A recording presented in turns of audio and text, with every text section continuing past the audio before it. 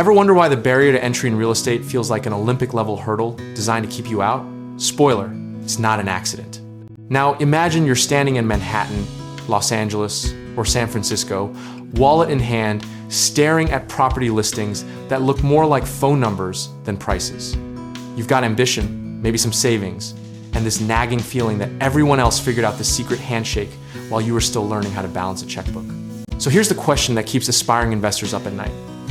How much cash do you actually need to break into real estate in cities where a parking spot costs more than a house in the Midwest?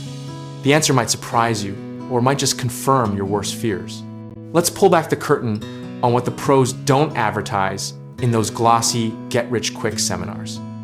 In a high-cost market, you're typically looking at a minimum down payment of 20 to 25% for an investment property. That's not a suggestion, that's what lenders demand when you're not planning to live there yourself. Do the math.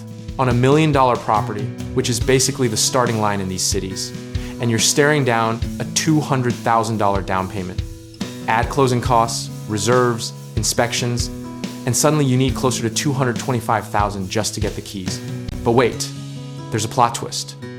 Enter the house hacking strategy, where you buy a multi-unit property, live in one unit, and rent out the others.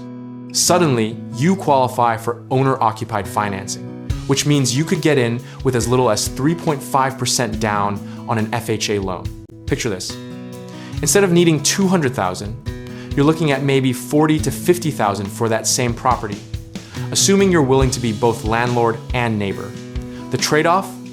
You're sharing walls with your tenants and fielding midnight texts about leaky faucets. Here's where it gets interesting. The system actually rewards creativity over capital in ways most people never explore.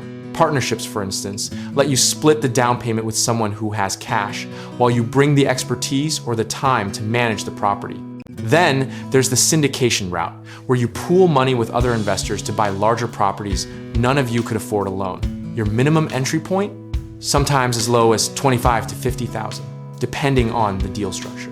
Some say these alternative strategies are the great equalizer. Others call them risky gambles that complicate simple real estate math. Who's right probably depends on whether you're winning or learning from your first deal. But here's the uncomfortable truth the industry whispers, but never shouts.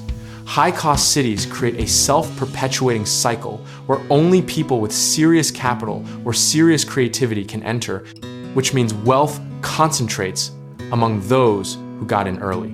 Everyone else? They're told to keep saving while prices climb faster than their bank accounts.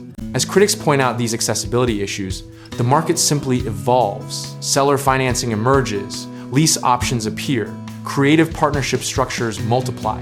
Innovation always finds a loophole when traditional paths get too expensive.